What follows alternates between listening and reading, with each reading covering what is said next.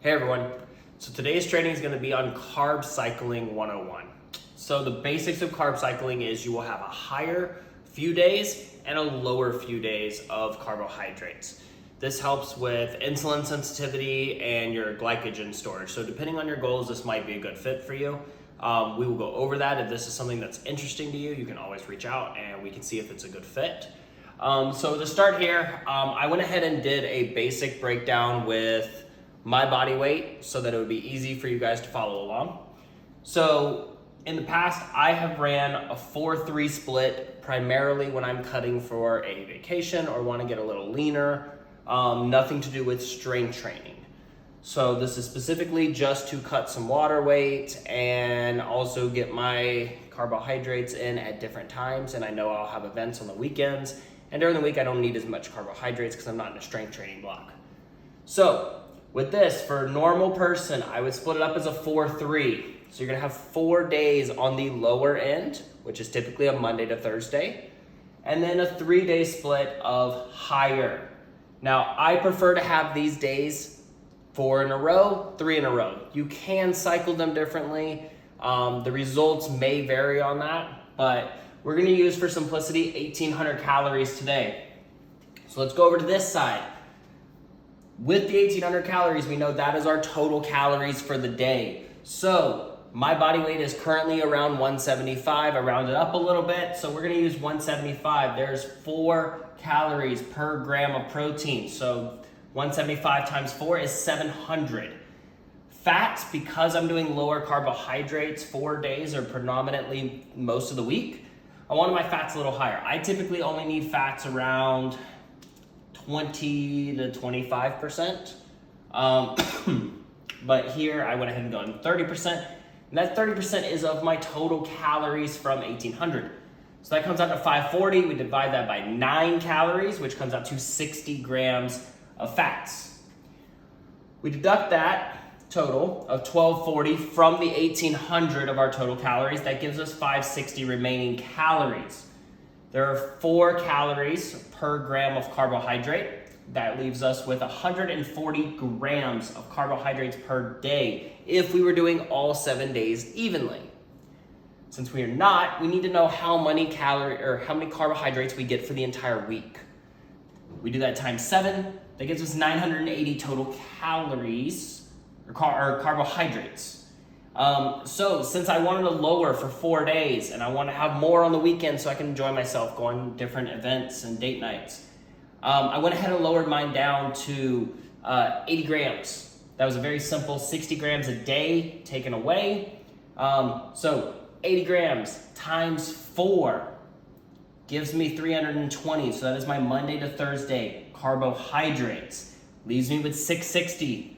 Divide that by 3, which will be my Friday, Saturday, Sunday. That is 220.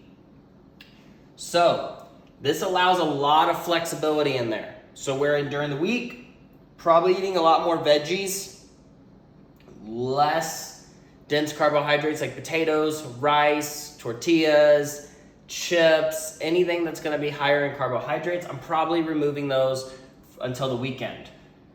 So this will go more veggies. I'll have some fruit in this. Maybe I'll split one of my rice meals into half a cup pre-workout, half a cup post-workout.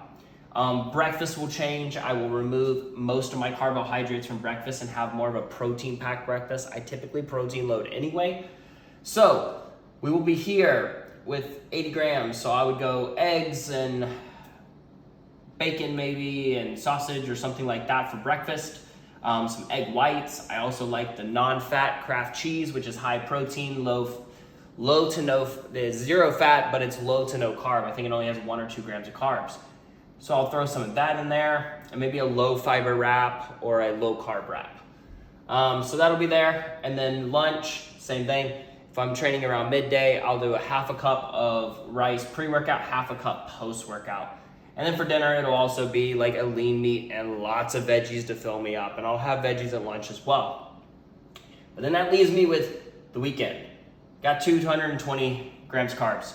Now remember, this is a cutting phase, so this is lower calories for me. That still allows me to go on date night It still allows me to go out with the guys or girls. You guys can go out and have girls' night and not really stress about your carbohydrates.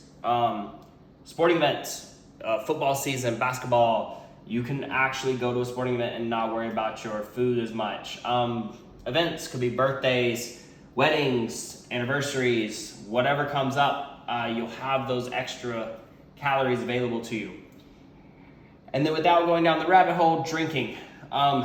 Drinking is the weird thing. It is a 7 calorie per gram of alcohol. Now we're not talking about grams in the amount of weight, it's a gram of alcohol. So with this, our body doesn't know how to digest 7 calories. So we can take that from carbs or fats.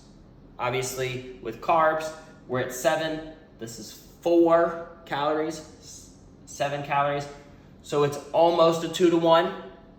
It's right about it, it's 1.75.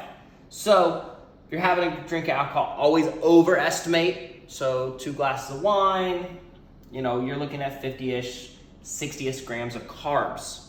So you have to account for the alcohol. Make sure you are tracking your alcohol.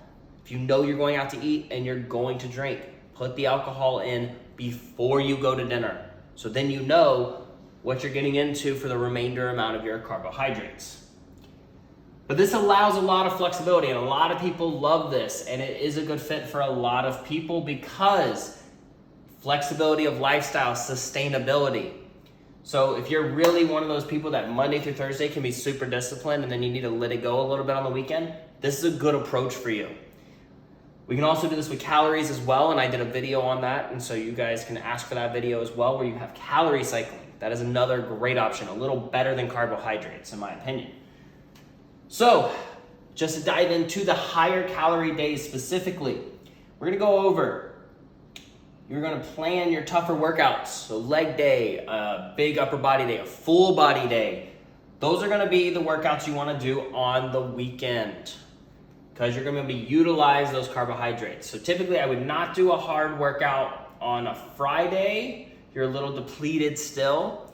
Maybe do a full body, but then like a leg day, hit it on Saturday. Sunday could also be the full body. It just depends on what you feel takes the most out of you. Then you got your pre-workout meal. This 2 hours pre-workout, so it's starting to digest, it's starting to get into your system a little bit.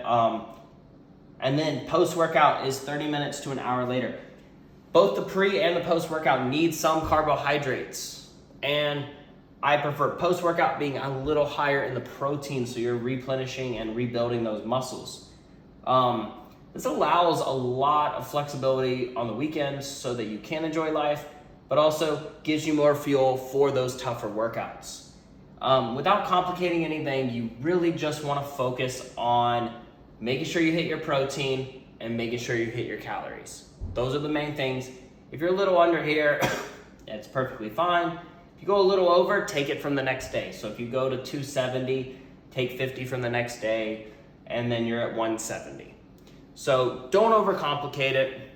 If this is something that's interesting to you and you want to learn more, or if this would be a good fit for you, definitely reach out to me and I can help you set up a timeline or a guidelines page specifically for you to see if it is something that could fit your lifestyle. Remember, we are trying to create a sustainable lifestyle for you to hit your goals, not one that you're miserable and neglecting everything in life and living as a hermit. We don't want that. We want you to be living life to the fullest while also achieving your goals and enjoying life. So again, if you have any questions, please feel free to reach out. I hope that you have an amazing day and let's crush it in 2022.